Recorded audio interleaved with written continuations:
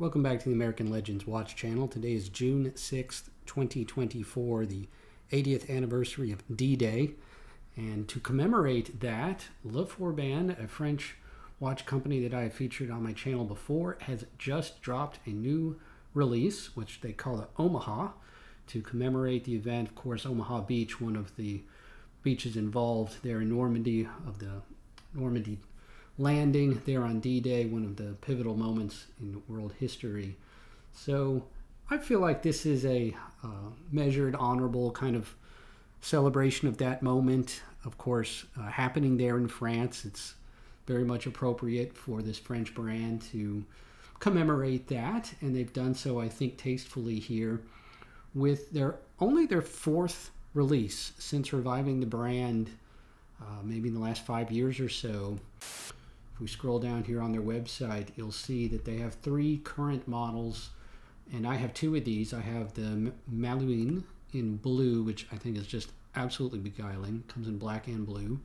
And I have the Brestoise here in black, which also comes in a blue variant, but since I already had one in blue, I got the Brestoise in black. Picked that up on eBay for about $400 or so. They also have come out here in the last year or so, the Rochelaise, which comes in 3 colors: blue, this kind of emerald green, which I think is very fetching, and a tan color. Just in the last few days, I've noticed them teasing a new release, and then today, June 6th, they dropped this here to commemorate D-Day. Sales don't actually open until the end of the month, June 30th. So click on this here, and let's see what they've got for us. So they're featuring the green special edition, but if you scroll down here, you will see that only one of the 2 colorways here is actually a limited edition. So they're adding this black colorway to the catalog. The green colorway, which is more of this olive drab military inspired green, that's a limited edition. Only 44 pieces of that. Of course, the 44 reference to 1944. A little bit higher, another couple hundred euros for the limited edition in green. I prefer the black one, honestly. Green's not really a color I have much in my wardrobe. They both feature this case back, embossed case back, assembled in France. We'll get more into the movement here in a minute. Of course, a numbered limited edition there on the green one. So let's take a look at the design. Big onion style crown, piston style pushers. That outer bezel has the 15-minute markings on it. It's a chronograph with a running minute track around the inside. The chronograph functions is a 30-minute counter. This is a running 60 seconds. It's not signed here on the dial as far as where it's made. So assembled in France, but these components obviously coming from overseas. The movement's Japanese. We'll get into that. Sign at the top here, Forban, Sécurité Mère. I had to look that up because people have asked me when I wear my Forban watches, what does that mean? I'm like, I don't know, it's French. So I looked it up, and Forban translates to the pirate. Everyone stay calm. We're taking over the ship. So Sécurité Mère is, I guess that would be, security of the sea. So I think this means like protection from pirates would be my rough translation of this, being a little rusty on my French. Perforated leather straps, kind of distressed brown leather on the limited edition. This black leather here with the contrasting white stitching, which is a nice upgrade because the watches that I have came on rubber straps for diving purposes. I put them on metal straps because I don't like the way that rubber straps make me sweat. Let's look at the specs here. 39 millimeters, just like all their other offerings, which is really a sweet spot. 46 millimeters lug to lug.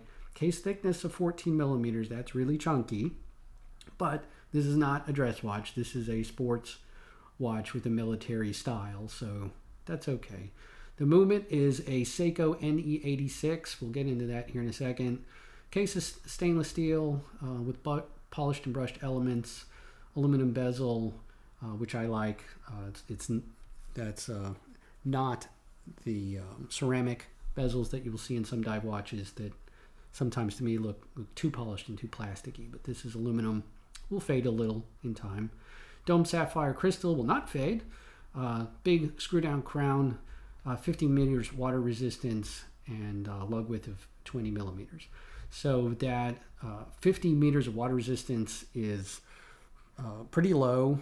Definitely wouldn't take this watch in the water. Definitely wouldn't take it in the water with the leather strap, but it's enough for day-to-day use. The problem is going to be the pushers. It doesn't have screw down pushers, and that's where it's going to invite some water entrance if you get it too wet. But let's talk about the movement. So chronograph, Seiko, NE86. What in the world is that? It is not Mecha Quartz. It's not a VK. It is an NE movement. So if you look this up on one of the Caliber databases, here's Caliber Corner. They have a long posting on what the NE86 movement is. And it is a automatic winding column wheel chronograph. So this is a legit mechanical movement. It is not Mecha Quartz.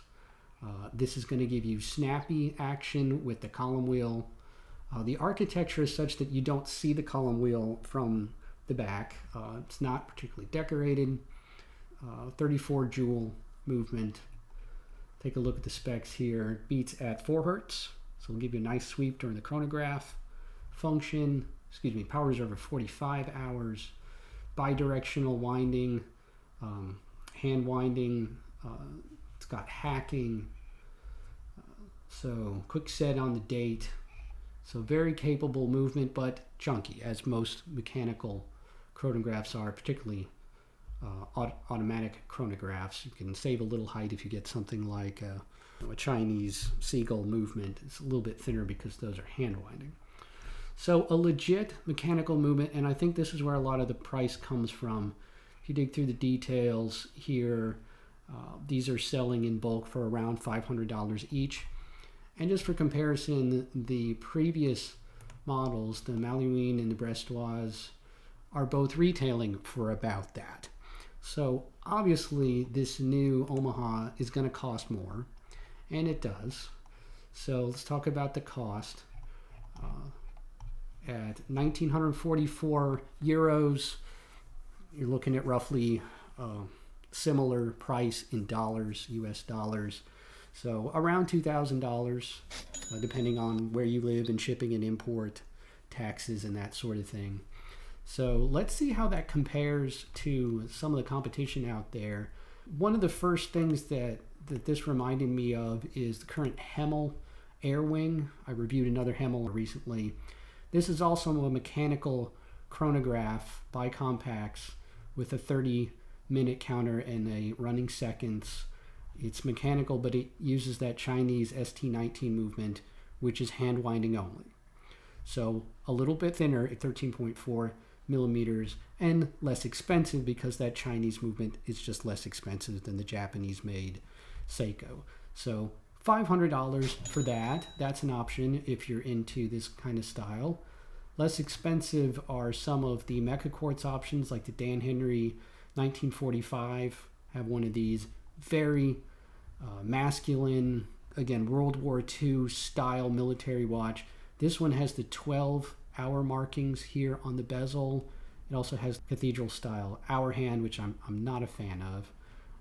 But does have a split second, 100th of a second function to that Mecha Quartz movement that they use. But that's even less expensive, $280. So that's an option if you're into this. Longines makes their own in-house column wheel chronograph movement that they put in a few of their watches, like the Abigation Big Eye. This is quite a bit more expensive, $3,850 new. I've seen these on the used market for more like $2,000. So if you got $2,000 to spend and you want something a little bit bigger, this is 41 millimeters, that's an option for another military-inspired mechanical chronograph. And then Breitling, of course, one of my favorite brands. They have their Curtis Warhawk model, kind of a spin-off on their aviation watches like the Navitimer. Another 12-hour bezel here, tri-compacts. This is going to have BO1 movement in it or a derivative of that. So this is going to be much more accurate than the Seiko movement. These are going to be chronometer grade movements, if I'm not mistaken. If I am, correct me in the comments below. But yeah, that's a certified chronometer, so that's going to be plus or minus just a few seconds a day. Whereas, if we go back to the Omaha here, they don't mention anything here on the site about the movement details. But if you look here through the literature, you'll find that that movement is rated at -15 to plus 25 seconds a day, and that stinks. Just to be honest with you. Not a deal breaker if you're only wearing it in a rotation, but for a daily watch, some of these Seiko movements I've had, which is the reason why I don't really wear a mechanical Seiko at all in my rotation right now. I have a Seiko dress watch that I wear once in a while, one of the Presage pieces, but that's pretty bad, and there doesn't appear to be a higher grade of this movement that would have better accuracy. So just know what you're getting into, why this is cheaper than something like the Longines and cheaper than the Breitling. One thing that you're paying for, in addition to the brand names, is the accuracy of the movements. But this will be inexpensive to service. You can get any local watchmaker to service these. You won't have to ship these back to France. It's not proprietary. It's not in-house. I think that some of the things that are coming out of the French watch industry are really exciting. Yema has put out a bunch of new models, continuing to put out great stuff. Although I don't currently have any Yemas on my collection, I do have these two Le Forban pieces. And I just think that blue on the Malouine is just absolutely one of the prettiest watches I've ever seen. This is just a great everyday dive watch at 39 millimeters. I also get a lot of compliments on the Brestoise. I think the Brestoise stacks up very well stylistically against the Geo Glashütte. It's a great option, and I'm a fan of what Le Forban is doing. But one thing they don't do is their own movements. One thing that does bother me about the Brestoise and the Malouine is that they both use a Miyota 8000 caliber, which is lower end base mechanical caliber that does not have hacking, so you can't stop the seconds when you're setting the time. Also have a pretty loud rotor. I would love it if they kind of revise both of these in the future and upgrade to a Miyota 9000, or even better, a European-made movement. Why not put a ETA? Why not put a La Joux-Pareil? Or a big fan of the styling, big fan of the design. The build quality is fantastic. The bezel action is good. Very, very pretty. But let me know what you think in the comments below about the Omaha. If this is a watch on your radar, how you feel about the green versus the black. I do love that onion style crown. Look at how they signed it with the logo, the Anchor logo. Love that.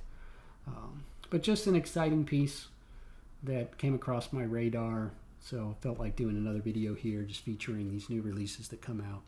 Haven't pulled the trigger on this myself. I have until the end of the month to be able to even pre-order one, so I'll think about it. Let me know what you think in the comments below. Until the next video then, I guess I will leave it here. So God bless and have fun out there.